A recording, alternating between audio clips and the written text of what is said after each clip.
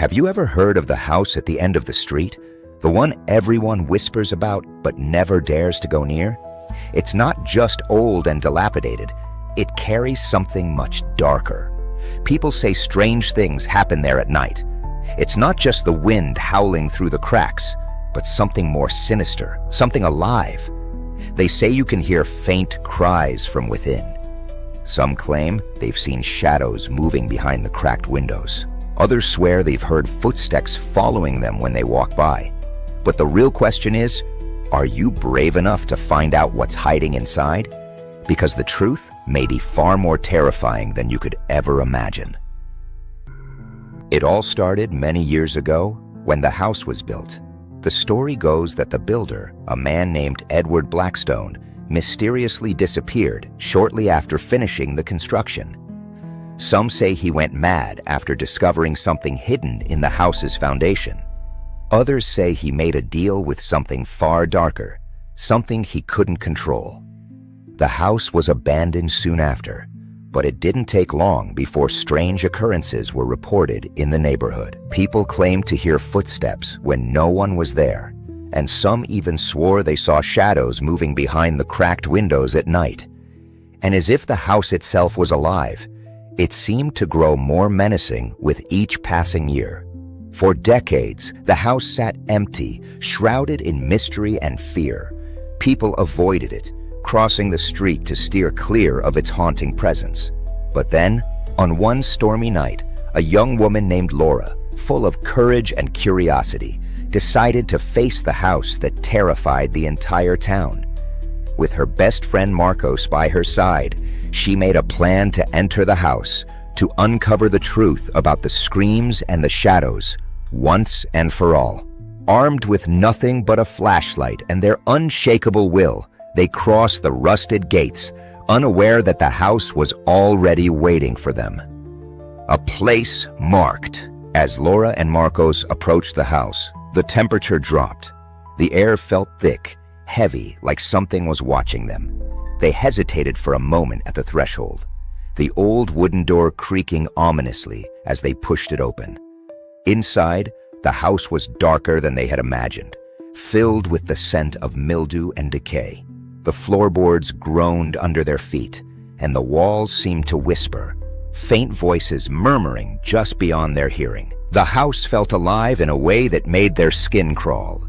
The hallways seemed endless, stretching far beyond what they could see.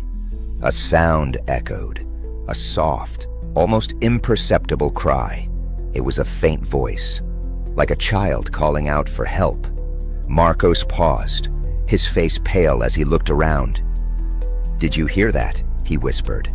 Laura nodded, her heart pounding. They continued toward the source of the sound, their footsteps echoing in the silence. But they couldn't shake the feeling that something was watching them from the shadows. And they weren't alone. At the end of the hallway, they found a door. It was old, rusty, and locked. But Laura, determined to get to the bottom of this mystery, searched the area and found an old, tarnished key lying in the dust. She hesitated for a moment before trying it in the lock. To their surprise, the door creaked open, revealing a dark, musty room beyond. The room was pitch black. No windows, no light, just the faint glow of their flashlight illuminating bits of old wallpaper peeling off the walls. The air was thick, and there was an eerie stillness in the room, as though it had been abandoned for a century. In the center of the room stood an old iron bed frame covered in dust and cobwebs. But there was something unsettling about the room, something that made Laura's skin crawl. It was as though the walls were closing in, the air growing denser with every breath she took. Suddenly, Laura's flashlight flickered, and for a split second, she thought she saw something. A figure, barely visible in the corner of the room. Marcos gasped, but when they both turned toward the corner, it was gone. They looked at each other, their faces pale, fear creeping into their minds. Had they imagined it? Or was the house already playing tricks on them? A cold wind blew through the room, causing Laura's flashlight to flicker again. Her heart raced in her chest as she looked around. but there was nothing. Nothing but the overwhelming silence of the house. She turned to leave, but then she heard it. A soft whisper, a voice calling her name. "Laura, Laura, come back." The voice was faint, almost tender, but there was something terribly wrong about it. Something that made her blood run cold. Suddenly, the door slammed shut, and the room was plunged into total darkness. Marcos cried out, and in the panic, they both fumbled for the flashlight. It finally flickered back to life, revealing the room to be completely different. The furniture was now scattered around, as if someone had violently thrown it about. The bed frame was bent in an unnatural way, and in the far corner of the room stood a tall, dark figure, just watching them. The figure's face was obscured, but its presence was unmistakable. Before Laura could scream, the figure lunged forward and Marcos disappeared from her side. The last thing Laura heard was his voice, faint and muffled, calling her name from somewhere deep within the house. She tried to move, but her legs wouldn't obey. The room seemed to spin, the walls closing in, and a powerful force dragged her toward the center of the room.